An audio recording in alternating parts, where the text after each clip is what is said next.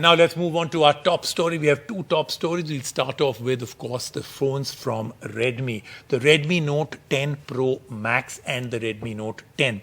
Now, I have to tell you that it's a very anticipated launch, but I had said this a few weeks back that when these phones are going to be launched, there are too many other brands that have come into this market. At one time, these guys dominated. There was literally nothing. When the Note came out, it obliterated the competition because there really wasn't much.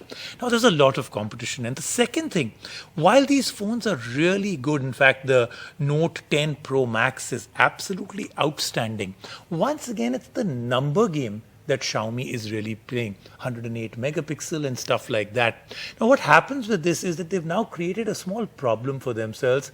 Their Mi 10i and the Redmi Note 10 Pro Max have ended up being very, very similar. I mean, why should you buy one over the other? And the other part that I have to say is the Note 10, the next generation of the Note, is pretty much an average phone. I think the competition will easily catch up and defeat it. Let's take a look at our reviews.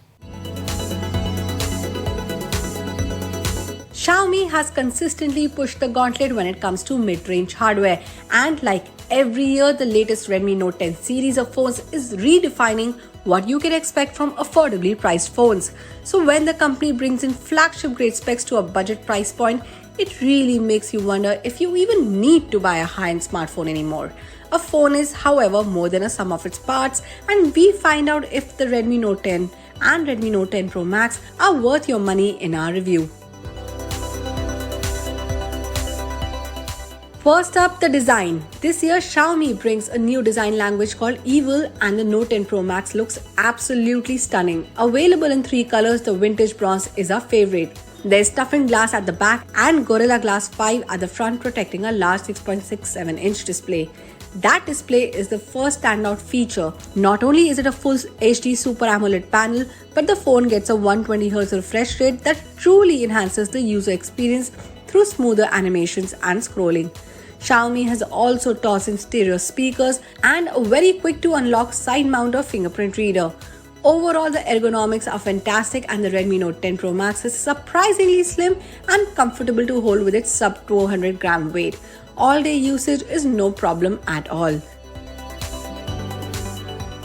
Despite that slim profile, Xiaomi has managed to slot in a 5020 mAh battery here. Charging the phone is quick, and the included 33 watt takes 90 minutes to top off the phone. Powering the show here is Snapdragon 732G and 6GB of RAM. It's not the fastest processor in the segment, but gaming aside, it easily held up to our busy daily use. Games work fine, but the phone might not be able to crank out the best quality settings. Now let's talk cameras. The 108 megapixel primary sensor is the real showstopper here. The high-resolution sensor captures excellent looking images with consistent exposure and fast focus locks. The white balance is quite accurate too. The phone does well at preserving highlights with some details lost in darker regions. Low-light images were impressive too. Meanwhile, the 8 megapixel ultra-wide camera does the job for the price, but it isn't particularly exciting. What's exciting, however, is the 5 megapixel tele macro lens. This lets you take macro shots from a longer distance, and the results speak for themselves.